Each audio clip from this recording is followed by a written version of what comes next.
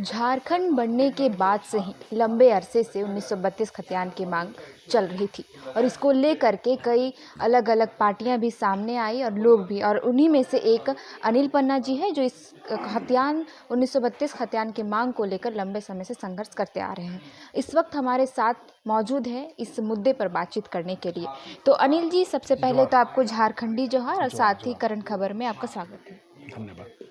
तो अनिल जी बताइए कि लंबे अरसे से जो मांग जिसकी चल रही थी, कैबिनेट में उसको स्वीकृति भी मिल चुकी है, पर इसको लेकर के भी सियासत देखने को मिल रहा है। मंत्री विधायक सत्ता में ही रह करके अलग अलग बयान दे रहे हैं, वहीं विपक्षी इस पर मौन साधी हुई है और अलग संगठन के लोग इसको कह रहे हैं कि ये लागू नहीं होने देंगे। इस पर आपकी क्या राय है? देखिए, ये समझना होगा 1932 खाद्यान्न, हर राज्य का अपना नीति होता है। हर राज्य का नागरिकता एक होता है, भारत का नागरिक है, लेकिन हर राज्य में एक नीति बना हुआ है। वहाँ का अपना क्षेत्रीय, अपना राज्य का स्थानीयता होता है। जी बिल्कुल। और आप ऐसा समझिए कि झारखंड में जब राज्य बना, इसके ठीक 4 महीना पहले आदिवासी छात्र संघ का गठन किया गया था और उसी समय हम लोग नारा दिए थे, झारखंडियों को एक ही पहचान, 1932 का खाद्यान्न। तब से लेकर आंदोलन तीव्र होना चालू हुआ। 2001 में आते आते, 2 में आते आते आंदोलन बहुत तीव्र हो गया। लगातार झारखंड बंद, रांची बंद होते रहा, चक्का जाम होते रहा और ये मांग कहीं ना कहीं इतना लंबा संघर्ष का परिणाम था कि 2002 आते आते सरकार को कहीं ना कहीं सरकार का एजेंडा में भी था कि 1932 खाद्यान्न, क्योंकि सरकार का जो झारखंड मुक्ति मोर्चा गठबंधन सरकार, खासकर जेएमएम का मैनिफेस्टो में भी आप देखिएगा कि यहाँ का 1932 खाद्यान्न को लेकर स्पष्ट उनका मैनिफेस्टो में है। तो झारखंडियों की पहचान के लिए, खासकर मूलवासियों आदिवासियों को पहचान के लिए 1932 खाद्यान्न अनिवार्य था। इसलिए सरकार ने प्रस्ताव लाया और प्रस्ताव को कैबिनेट ने पास किया। हम उम्मीद करेंगे कि इसको विधानसभा में, जो आपने कहा कि कुछ लोग विरोध कर रहे हैं, कुछ लोगों को समस्या है, खामियां है, ठीक है, ऐसे समस्या को दूर किया जाएगा। हो सकता है आने वाले समय में वहाँ माननीय मुख्यमंत्री जी कैबिनेट का बैठक के बाद के प्रस्ताव पारित करके विधानसभा में इस चीज़ को लाएँ और 2-3 दिन का सत्र चलेगा और जिनका भी समस्या है, खामियां लगता है, वो अपना बातों को विधानसभा में रखेंगे, क्योंकि एक मानक तो तय हो गया। कहीं ना कहीं एक मानक तय करना था 1932। इसके बाद जो भी खामियां है उन बात से मिल के जुल के इसका समस्या का हल किया जाएगा। और खासकर देखते हैं विपक्ष के जो लोग हैं, खासकर बीजेपी के हैं, उनका कहना है कि विधि सम्मत नहीं है। तो मैं स्पष्ट कर देना चाहता हूं, जब विधि सम्मत नहीं है तो विधि सम्मत बनाया जाएगा। आप चाहते हैं कि आप क्या चाहते हैं, लागू हो या ना हो, ये देखना होगा। सरकार ने प्रस्ताव को लाया, ये स्पष्ट हो जाए कौन समर्थन कर रहा है, कौन नहीं कर रहा है। आप जो विधि सम्मत का बात करके जो हवाला देते कि सम्मत नहीं है, तो मैं बता देना चाहता हूं कि 1947 के देश स्वतंत्र होने के बाद 6 महीना के बाद देश में नेहरू जी ने नवीन सूची को जोड़ा था, क्योंकि संविधान का प्रथम संविधान संशोधन होने के बाद नवीन सूची को लाया गया, क्योंकि उनको मालूम था कि बहुत सा विषय आएंगे और बहुत सा विषय ऐसे होंगे जो मामला कोर्ट में जाएगा, अदालत में जाएगा, तो मामला लंबित होंगे। इसलिए नवीन सूची को लाया गया था, जहां आप न्यायालय में आप इसको चैलेंज नहीं कर सकते। सरकार ने भी निर्णय लिया है कि नवीन अनुसूची में ला के इसको रखेंगे बात को। तो केंद्र सरकार को आगे बढ़ के इसमें हाथ से हाथ मिला के, कंधे से कंधा मिला के काम करना चाहिए और नवीन अनुसूची में लाने के लिए कैसे विधि सम्मत बनाया जाए या कैसे इसको हल किया जाए, ताकि झारखंड जो राज्य का निर्माण हुआ, आपको ये भी समझना होगा कि बिहार से राज्य अलग क्यों हुआ। यहाँ का झारखंडी संस्कृति, रीति रिवाज, परंपरा, वेशभूषा पूरी तरह से बिहार से अलग था, इसलिए राज्य का निर्माण किया गया। इस परिस्थिति में यहाँ केंद्र सरकार को भी आगे आके 1932 खाद्यान्न को सपोर्ट करते हुए इसको लागू करना चाहिए। अभी आपने कहा अनिल जी कि जिस तरह से ये उम्मीद है कि केंद्र सरकार में अगर जब जाएगा ये चीज़, तो वो हाथ से हाथ मिला करके इसमें स्वीकृति देंगे। पर इसमें अगर हम देखें तो जब सरना धर्म कोड का मामला देखें तो कैबिनेट से यहाँ पारित कर दिया गया था, जब केंद्र को भेजा गया तो वहाँ से वो खारिज कर दिया गया था। तो इस पर क्या लगता है? देखिए, एक्चुअल में क्या, ये मामला कुछ अलग था, लेकिन फिर मैं सरना धर्म कोड के बारे में बताना चाहूँगा कि देश में करीब 14 करोड़ आबादी आदिवासियों की है। तो आप देखिए, हिंदू के बाद, मुस्लिम के बाद तीसरा नंबर पर आबादी आदिवासियों की आती है। पूरे देश में हर एक करीब 700 जनजातीय लोग निवास करते हैं। झारखंड में करीब 32 जनजाति हैं, जिसमें सबसे बड़ा आबादी संथाल का है, उरांव का है, मुंडा का है। तो ऐसे आबादी हर जगह निवास करते हैं।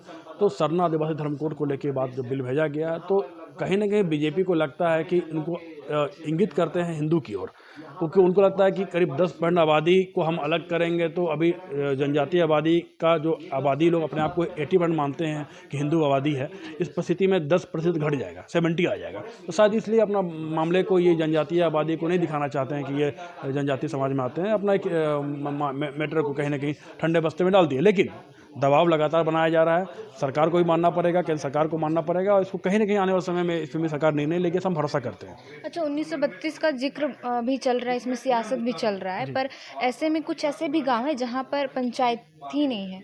पंचायत नहीं है जिसके और कहा जा रहा है कि इनके पास 1932 का खतियान नहीं है तो ग्राम सभा उन्हें देगी। तो इसमें से कैसे हो पाएगा? और विस्थापित लोगों की देखें तो उनके पास तो अपना रसीद ज़मीन पट्टा ही नहीं है, तो उनके पास तो खतियान तो होगा नहीं। देखिए तो वैसे सिचुएशन में उनके लिए क्या प्रावधान देखिए, होगा? इसलिए बोल रहा हूँ मैं कि विधानसभा में विशेष सत्र लाया जाएगा, लोगों से राय लिया जाएगा, प्रबुद्ध लोगों से राय लिया जाएगा, बुद्धिजीवियों से राय लिया जाएगा। अब बहुत लोग अपना राय दे सकते हैं सरकार को, तो इसी को बोला जा रहा है ना कि ऐसा विधि सम्मत बनाने के लिए क्या किया जाए, इसके लिए हो सकता है आने वाले समय में सरकार हल करे। आपका सवाल को मैं जवाब देना चाहता हूँ कि जब कोई भी चीज़ भूमि, आप बता रहे हैं कि कारखाना कलखाना लगा उनसे भूमि लिया गया। देखिए, जब भी कोई भूमि लिया जाता है सबका रिकॉर्ड मेंटेन होता है, सरकार के पास सभी स्थिति परिस्थिति में रिकॉर्ड मेंटेन रहता है। अब जिनके पास भूमि नहीं है तो ग्राम सभा है, ग्राम सभा के माध्यम से चिन्हित कर सकते हैं। अब ये भी है, इसके अलावा दूसरा पॉइंट में आप रीति रिवाज परंपरा, आप उनको पहचान सकते हैं कहाँ के निवासी हैं, तो हर परिस्थिति में लोग उनको पहचान सकते हैं। नहीं, मेरा सवाल है कि जैसे कि आपने ग्राम सभा उनको मतलब कि उनका जो भी समस्या है वो समाधान करेगी, पर जहाँ पे पंचायत ही नहीं है उन गाँव के लिए क्या होगा? देखिए, हमको तो ज़्यादा पंचायत नहीं है, हर जगह पर आप देखिए वहाँ मुखिया चुनाव तो हो ही रहा है, लोकतंत्र में चुनाव होता है। अब इससे पूर्व भी जाइए, बोकारो क्षेत्र में ऐसे कई गाँव हैं जहाँ पे हो पंचायत सकता है, नहीं हो सकता है, जानकारी मुझे फिलहाल इतना नहीं है, लेकिन हो सकता है, ऐसा हो सकता है। लेकिन जो पहले से रह रहे हैं वहाँ के जो पुराने बुजुर्ग हैं, वह हमेशा कुछ ना कुछ रिकॉर्ड मेंटेन रहता है और आपका जो कागज रहता है, कागज के माध्यम से आप पहचान सकते हैं। और जो व्यक्ति, आप सिंपल सा बात है, जो गांव में आप रहते हैं ना, तो बाहर से लोग आता है ना, ये भले 50 साल पहले आया हो, लेकिन बता देंगे कि 50 साल पहले व्यक्ति आया हुआ था, क्योंकि ये बात व्यक्ति जिंदा भी नहीं होगा, लेकिन पीढ़ी दर पीढ़ी बात फैलते चल जाता है और लोग जान जाते हैं कि ये बाहर से आए हुए हैं। तो आप उनका रीति रिवाज परंपरा से भी पहचान सकते हैं। मैं एग्जाम्पल देना चाहता हूँ, उदाहरण के द्वारा बता सकता हूँ कि जैसे मान लीजिए यहाँ पर झारखंड में 5 मुस्लिम लोग को लाते हैं, हम कश्मीर के मुसलमान को ले आते हैं, बंगाल का मुसलमान को ले आते हैं, केरल से ले आते हैं और समझिए गुजरात से ले आते हैं और झारखंड के पांचों को खड़ा कर दीजिए तो देखिए ये मुस्लिम तो हैं, उनका वेशभूषा भी लगभग एक टाइप का दिखेगा, लेकिन कहीं ना कहीं सबको कुछ अंतर नजर आएगा, बोली में अंतर नजर आएगा। जो पंजाब के होंगे पंजाबी स्टाइल में बोलेंगे मुसलमान, जो केरल के होंगे मलयाली स्टाइल में बोलेंगे, जो बंगाल के बंगाली टोन में बोलेंगे, झारखंड का, तो आप ऐसे भी पहचान सकते हैं कौन व्यक्ति यहाँ के हैं कि नहीं है। तो ऐसा बहुत सा व्यवस्था किया जाएगा और करने का प्रयास किया जा रहा है और आने वाले सदन में ये बात को जब रखा जाएगा तो सबको समस्या का हल हो जाएगा। लेकिन कहीं ना कहीं एक मानक तय करना था जो 1932 खतियान है, इसके लिए माननीय मुख्यमंत्री हेमंत सोरेन जी को बहुत बहुत धन्यवाद देते हैं। अनिल जी, एक आखिरी सवाल। अलग अलग संगठन के लोग 1932 को लेकर के मतलब सहमति नहीं जता रहे और उनका ये भी कहना है कि इस राज्य में जो 3.5 करोड़ की आबादी, उसमें 1.5 करोड़ की आबादी जो बाहर से आए लोग हैं उनकी है। तो ऐसे में फिर 1.5 करोड़ की आबादी झारखंडी, ऐसे तो कौन है असली झारखंडी? देखिए, ये जो आंकड़ा जो बताया 1.5 करोड़, ये गलत आंकड़ा है, इतना आंकड़ा नहीं है। आप देखिए, आपको जानना चाहिए झारखंड राज्य नहीं, का। जो अलग संगठन के लोग हैं अरे उनका ये बोलेंगे, देखिए लोकतंत्र में ये तो खूबसूरती है, लोकतंत्र में सबको बोलने का अधिकार है। झारखंड निर्माण के लिए जब आंदोलन चल रहा था, झारखंड, आप सभी झारखंड शब्द का उल्लेख 13वीं शताब्दी के पत्र लेख में भी उल्लेख किया गया था। तो 1300 साल पहले, समझिए 1300 साल पहले झारखंड का नाम का उल्लेख होता था। इसके बाद लगातार झारखंड आंदोलन चलते रहा। जब झारखंड आंदोलन चल रहा था, बाहर के लोग बोलते थे कि झारखंड का मांग कर रहा है, झारखंड कहाँ से मिलेगा, लोग हंसते थे। आखिर लोग जो हंसने वाले थे, लोग देख लिए झारखंड का राज्य का निर्माण हो गया, तो कहने वाले बोलने वाले बोलते रहते हैं, आंदोलन करने वाले संघर्ष करने वाले करते हैं और इसका प्रतिफल आता है। बड़े लंबा संघर्ष करना पड़ता है। 32 खतियान का आंदोलन भी लंबा आंदोलन रहा है, मैंने आपको बताया। तो आज जो स्थिति बना 2022 आया, आज कहीं ना कहीं ये आया। कुछ लोग इसका विरोध कर रहे हैं, इससे कुछ नहीं होता है, क्योंकि आप कहीं ना कहीं आपको जानना होगा कि एक जिस प्रकार देश में एक नागरिकता होता है, उसी प्रकार आपका एक पहचान होना चाहिए। वोटर ID एक होता है, आधार कार्ड एक होता है, उसी प्रकार आपका एक आपको खुद तय करना होगा आप निवासी कहाँ के हैं। आप दोनों जगह का लाभ नहीं ले सकते हैं। जी बिल्कुल। तो बहुत बहुत धन्यवाद अनिल पन्ना जी। तो ये अनिल पन्ना जी थे जिन्होंने 1932 खतियान को लेकर के हमारे साथ बातें साझा की।